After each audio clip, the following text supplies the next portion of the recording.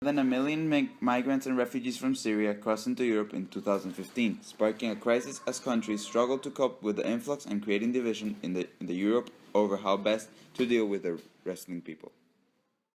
Due to this, the conflict in Syria continues to be by far the biggest driver of migration. Inside Syria, the situation has continued to worsen, with fighting intensifying in all regions and the economy and services in a state of general collapse. This is driving yet more people to leave, but also is having a profound impact on those who have already escaped to neighboring countries. 5 years after it began, the full-blown civil war has killed over 220,000 people, half of whom are believed to be civilians. Bombings are destroying crowded cities and horrific human rights violations are widespread. Basic necessities like food and medical care are scarce. Because of these events, the majority of Syrian refugees are living in Jordan and Lebanon, where Mercy Corps has been addressing their needs since 2012. In the region's two smallest countries, weak infrastructure and limited resources are nearing a breaking point under the strain.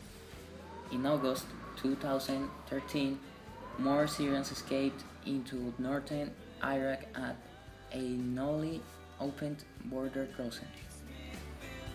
Now they are trapped by that country's own insurgent conflict, and Iraq is struggling to meet the needs of the Syrian refugees, on top of more than 1 million internally displaced Iraqis.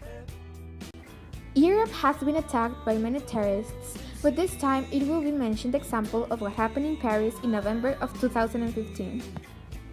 The Paris attacks, as an example of terrorism in Europe, started in Friday night, the 13th of November of 2015, which started 3 bombs in the French stadium Stade de France. This was interpreted as an act of war coming from the Islamic State. There were 3 bombs in the stadium. One occurred outside the stadium where Germany was playing against France.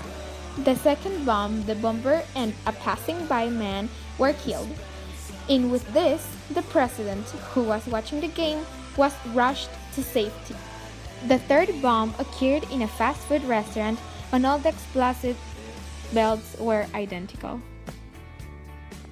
After these bombs, shooting was the next target, near the center of town in a place called Le Carillon.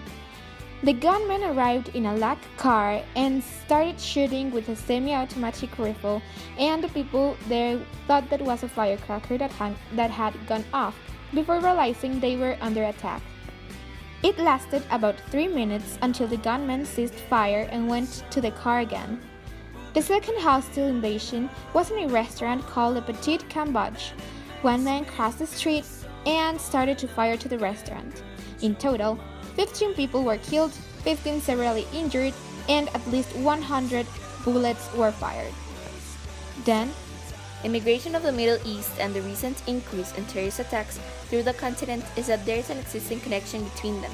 In the University of Essex, Bov and co-author Tobias Bobment measured the average number of terror attacks in a year and the level of immigration to see if there was a link between them. It was shown that the countries located in Europe with the highest amount of terrorist attacks per year were the ones with the highest immigration from the Middle East. The conclusions of the study indicated that the immigration is a driver of terrorism in some circumstances.